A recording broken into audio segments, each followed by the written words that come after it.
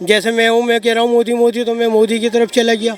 तभी तो ये गठबंधन किया इन्होंने कि अब जो गठबंधन की सरकार है इसमें कांग्रेस भी एक टाइम पे केजरीवाल कह रहे थे कि मैं अपने बच्चों की कसम खाता हूँ कुछ भी हो जाए मैं कांग्रेस से गठबंधन नहीं करूंगा। आज कह रहे कि मैंने गठबंधन कर लिया है और देश हित में किया है। अब आप कह रहे कि वोट करता मुसलमानों का, लेकिन केजरीवाल गठबंधन में, इंडिया गठबंधन में, कांग्रेस भी इंडिया गठबंधन में। अगर केजरीवाल को मिलता है, कांग्रेस को मिलता है, तो वोट तो उसी गठबंधन में रहेगा, तो जीत की संभावना बढ़ेगी नहीं बढ़ेगी? भाई बढ़ेगी तो सही, मगर जीतेगा मोदी। जीतेगा मोदी फिर भी। हाँ, जो बात है वो बता रहा हूँ मैं आपको। विपक्ष का जो गठबंधन बना है इंडिया, इसमें 28 दल हो गए। अब 28 दलों में 63 नेता और बड़े बड़े चेहरे हैं। ममता बनर्जी, एम.के. स्टालिन, शरद पवार, लालू यादव, अरविंद केजरीवाल, राहुल गांधी, उद्धव ठाकरे, बड़े बड़े नाम है इनमें। आपको नहीं लगता कि इस बार इतने बड़े बड़े नाम है तो वाकई में मोदी जो है सरकार वो इस बार खतरे में है? क्योंकि वे भाई भतीजा बेटा बेटी सबको लेके वे विपक्ष वाले चलते हैं। उनके कहने से थोड़े होगा। आइए जो बीजेपी की सरकार में सभी जाति सभी धर्म के, इसमें देख लीजिए कि कोई बाप बेटा या भतीजा भतीजी नहीं है। और विपक्ष वाला में देखिए बेटा है वो सब है, मगर ये बीजेपी वाले में ऐसा कोई बात नहीं। उसमें हर जाति धर्म के वो बेटा बेटी या उसमें ऐसा कोई ऐसा नहीं है। क्या नाम हुआ आपका? मेरा नाम है राम बाबू। कहाँ से आप? मुजफ्फरपुर से। अच्छा, देखिए मुजफ्फरपुर से आप दिल्ली घूमने आए हैं। हाँ, दिल्ली घूमने आए। 2024 में लोकसभा चुनाव होने जा रहे हैं। हाँ। विपक्ष का गठबंधन है, इंडिया नाम रखा गया, और एक और है प्रधानमंत्री नरेंद्र मोदी का गठबंधन, एनडीए गठबंधन। विपक्ष लगातार बैठक कर रहा है और ये दावा कर रहा है कि इस बार वो मोदी सरकार को उखाड़ के फेंकने जा रहा है। आपको क्या लगता है? ऐसा हो नहीं सकता है। क्यों? काहे कि गरीब अमीर सबको साथ लेके चलते हैं और सबको गरीब के हर सेवा, या हिंदू हो या मुस्लिम हो, सबको एक बराबर देखते हैं। जैसे फ्री राशन उस जाति धर्म पे किसी पर नहीं आया, सबको एक दिए। इंदिरा आवास हो, प्रधानमंत्री आवास, इंदिरा आवास से कोई जाति धर्म पे नहीं हुआ, उस सभी को मिल रहा है। कोई भी सरकारी काम हो जाति धर्म पे नहीं हो रहा है, सबको एक बराबर सामान मिल रहा है। हज की यात्रा में जो हज पर गए हैं, हाँ, सब्सिडी सब मिला है। उनके लिए कोई ऐसी कोई बड़ी बात नहीं है गलत, क्योंकि गरीबों को मसीहा हैं, सबको साथ लेके चलते हैं, सबका विकास लेके चलते हैं। अब उनको जनता चाहे, हमको कहने से तो नहीं होगा, पूरे जनता के कहने से जो होना होगा। आज जो बैठक हो रही है उसमें कह रहे कि प्रधानमंत्री जो है कहीं ना कहीं जो पूंजीपति लोग हैं, जो बड़े बड़े उद्योगपति है, अडानी का नाम तो साफ तौर पर लेता है विपक्ष कि उनका फायदा देखते हैं। गरीब और गरीब हो रहा है, अमीर और अमीर हो रहा है। अडानी को इतना पैसा दे दिया है कि जिसकी कोई लिमिट नहीं है, और विदेशों में देश का मान जो है वो खराब हो रहा है। विदेशी अखबारों में आ रहा है कि देखिए मोदी अडानी को किस तरह से मदद कर रहा है। अब देखिए इलेक्शन के टाइम में तो हर मुद्दा उठवे करता है, क्योंकि वो पैसे वाले को विशेष करके मुद्दा में आता है। और ये बरसते है कि ये अडानी से देश नहीं चलता है, ये पूरे जनता के मिल के सहयोग से देश चलता है। अब इसके लिए ज़रूरी थोड़े है कि अडानी ही देश को चलाते हैं, ये तो प्रधानमंत्री चलाते हैं। वे गरीब अमीर सबको साथ लेके चलते हैं, सबका विकास लेके करते हैं। जब देखे कि लॉकडाउन के संख्या में अमीर हो या गरीब हो, जाति में किसी का भेदभाव नहीं हुआ हैं, यही चलते उसमें कोई अडानी से साथ नहीं आया, ये तो सभी जनता को देखने के लिए आया। यही चलते प्रधानमंत्री तो गरीब के मसीहा हैं। अच्छा, देखिए हाँ, विपक्ष का जो गठबंधन बना है इंडिया, इसमें 28 दल हो गए। अब 28 दलों में 63 नेता और बड़े बड़े चेहरे हैं। ममता बनर्जी, एम.के. स्टालिन, शरद पवार, लालू यादव, अरविंद केजरीवाल, राहुल गांधी, उद्धव ठाकरे, बड़े बड़े नाम है इनमें। आपको नहीं लगता कि इस बार इतने बड़े बड़े नाम है तो वाकई में मोदी जो है सरकार वो इस बार खतरे में है? क्योंकि वे भाई भतीजा बेटा बेटी सबको लेके वे विपक्ष वाले चलते हैं। उनके कहने से थोड़े होगा। आइए जो बीजेपी की सरकार में सभी जाति सभी धर्म के, इसमें देख लीजिए कि कोई बाप बेटा या भतीजा भतीजी नहीं है। और विपक्ष वाला में देखिए बेटा है, हाँ, वो सब है, मगर ये बीजेपी वाले में ऐसा कोई बात नहीं। उसमें हर जाति धर्म के वो बेटा बेटी या उसमें ऐसा कोई ऐसा नहीं है। मगर अच्छा, राहुल गांधी आपने देखा होगा भारत जोड़ो यात्रा करके आए थे, अभी लद्दाख का दौरा किया, उसे कह रहे कि भारत जोड़ो यात्रा 2.0 है ये। वहां से कह रहे जब चाइना पे हम सवाल करते हैं तो मोदी चुप हो जाते हैं। अरविंद केजरीवाल कहते हैं कि जब चाइना पे हम सवाल करते हैं तो मोदी कुंडी मार के बैठ जाते हैं। अभी चाइना ने एक नक्शा जारी किया जिसमें अरुणाचल प्रदेश और अक्साई चेन को अपना हिस्सा बता दिया।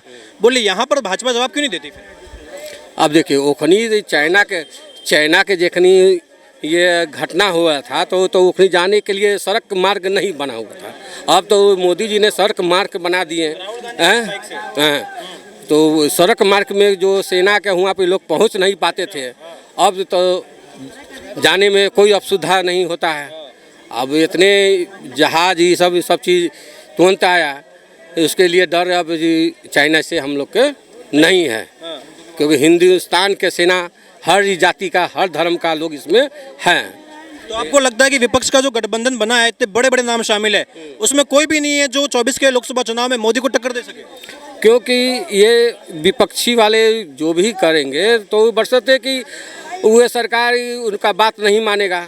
तो तुरंत जैसे बीजेपी सरकार से पहले अटल जी के सरकार में था, तो अटल जी के सरकार में HP देवड़ा के सरकार था, तो रामविलास पासवान जो थे जो केंद्रीय के मंत्री, तो ओखनी एक सीट गिरा दिए तो बीजेपी के सरकार का उसका पूरा अथी गिर गया। वो तो सियासत का आरोप है। हाँ, ये चीजें तो देखिए आरोप ये लगता है बीजेपी में लगता है कि कहीं ना कहीं इस बार जो चुनाव है, इससे पहले जब बीजेपी सत्ता में आई थी तो ईडी CBI को कब्जे में करके आई थी। विपक्ष ये आरोप लगाता है और कहते हैं कि इस बार भी ये ईडी CBI को कब्जे में कर लिया, डरा धमका कि बीजेपी जो मोदी जो है सत्ता में आ रहे हैं। नहीं, ऐसी कोई बड़ी बात नहीं है, क्योंकि जो विपक्ष वाले का कोई भी नेता बनेगा जो मानेगा इंडिया का, तो इंडिया के बनेगा तो मानते हैं कि वो पीछे भागेगा तो फिर इलेक्शन होगा, फिर चुनाव होगा, फिर जनता के पैसा बर्बाद जाएगा, फिर महंगाई बढ़ते जाएगा। ये लेके इसमें तो इंडिया वाला के है कि जो उसको सोचता है कि ममता बनर्जी हम प्रधानमंत्री बन जाए, नीतीश जी चाहते हैं हम प्रधानमंत्री बोले, हाँ राहुल गांधी कहते हैं प्रधानमंत्री बने। अब मानते कि सब प्रधानमंत्री बनेगा तो इसमें सीट तो मानते खींच लेगा, जहाँ भी कोई गलती करेगा कहेगा कि हम अपना विपक्ष खींच लेते हैं, फिर बजट भंग हो जाएगा। इंडिया गठबंधन, दोनों और गठबंधन की लड़ाई है ये। आपको क्या लग रहा है कौन हावी है इस बार, कौन मजबूत है? भाई इस टाइम तो मोदी का राज चल रहा है, मोदी आ भी है। मोदी ही क्यों आएंगे जब विपक्ष में इतने बड़े बड़े चेहरे? आपको नहीं लगता राहुल गांधी, नीतीश कुमार, ममता बनर्जी, कई के नाम तो प्रधानमंत्री की रेस में भी है, मोदी ही क्यों? भाई मोदी का ही टाइम चल रहा है, मोदी ही आएगा और कोई नहीं आएगा। अच्छा, बीजेपी गवर्नमेंट यानी मोदी सरकार के 9 साल पूरे हो गए हैं, देश हित में आपको क्या लग रहा है, ऐसे काम हुए कि सरकार रिपीट हो पाएगी? हो सकता है, होगा रिपीट और यही होगा, मोदी ही आएगा। मोदी ही आएगा। राहुल गांधी और ये बयानबाजी करते हैं कि देखिए मोदी के राज में महंगाई बढ़ गई है, मोदी के राज में बेरोजगारी बढ़ गई है, मोदी के राज में देश परेशान है। आपको क्यों लगता है कि इसके बावजूद भी मोदी ही आएगा? भाई टाइम जो उन्हीं का ही चल रहा है, महंगाई तो बढ़ गई है और रोजी रोजगार भी नहीं है, ये बात तो है। बाकी ये है कि मोदी का टाइम चल रहा है ना, जो भी है मोदी को ही वोट दे रहा है। अच्छा देखिए, विपक्ष में कई बड़े बड़े चेहरे हैं और नाम भी रखा है इंडिया गठबंधन। आपको नहीं लगता कि इस बार जो है इंडिया गठबंधन में राहुल गांधी भारत जोड़ो यात्रा कर चुके हैं, वो अभी लद्दाख गए, लद्दाख से भी वो कह रहे हैं कि प्रधानमंत्री के राज में लोग परेशान है, बेहाली का माहौल हो रहा है। कोई भी क्या इंडिया गठबंधन में ऐसा नेता नहीं है जो प्रधानमंत्री को सीधे टक्कर दे सके? नहीं है, कोई नहीं देगा। राहुल गांधी है तो वो बार बार कह रहे हैं 19 साल का अनुभव हो गया। नहीं, कुछ नहीं होगा। मोदी का राज है, मोदी का ही चल रहा है। अभी रोजी रोजगार तो कम है, रोजी रोजगार नहीं है, महंगाई भी बहुत है, इससे तो बाकी ही परेशान है सब। मगर वोट इधर उधर कट जाता है, मोदी जीत जाता है।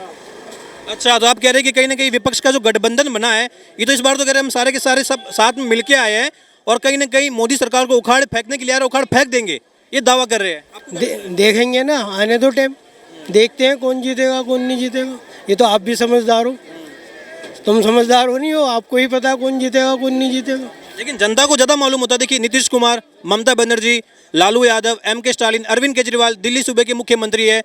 कहीं ना कहीं आपको नहीं लगता कि अरविंद केजरीवाल बार बार ये दावा करते कि मैंने दिल्ली को लंदन जैसा बना दिया है, अब देश की बारी है, अब मुझे देश की ओर जाने दो? देखो जी, उन्होंने काम तो बहुत करे। पहले अस्पतालों में दवाई नहीं मिलती थी, जब से केजरीवाल आया दवाई भी मिल रही है, एक्सरे भी हो रहा है, सब काम हो रहा है।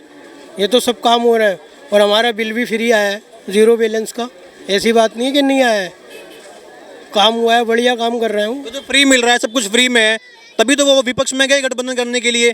तो आपको नहीं लगता कि अब तो भाई जनता उनकी ओर देखेगी या नहीं देखेगी? भाई वोट कट जाता है मुसलमानों का, बात ये भी तो है ना, हिंदू तो बीजेपी पे डाल देता है, तो यही तो बात है बस, और है क्या। तो मुस्लिमों का वोट कैसे करता है, यानी कि आधे लोग कांग्रेस में, आधे केजरीवाल के पास, ऐसे कट जाता है। कुछ जो है, जैसे मैं हूँ, मैं कह रहा हूँ मोदी मोदी, तो मैं मोदी की तरफ चला गया।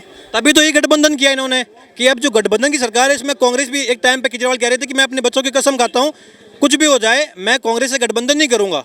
आज कह रहे कि मैंने गठबंधन कर लिया है और देश हित में किया है। अब आप कह रहे कि वोट करता मुसलमानों का, लेकिन केजरीवाल गठबंधन में, इंडिया गठबंधन में, कांग्रेस भी इंडिया गठबंधन में। अगर केजरीवाल को मिलता है, कांग्रेस को मिलता है, तो वोट तो उसी गठबंधन में रहेगा, तो जीत की संभावना बढ़ेगी नहीं बढ़ेगी? भाई बढ़ेगी तो सही, मगर जीतेगा मोदी। जीतेगा मोदी फिर भी? हाँ, जो बात है वो बता रहा हूँ मैं आपको। मुसलमानों का जो है, अगर एक तरफ वोट पड़ जाए तो वो जीत जाएगा, चाहे वो कांग्रेस हो या केजरीवाल हो। समझ रहे हो नहीं आप?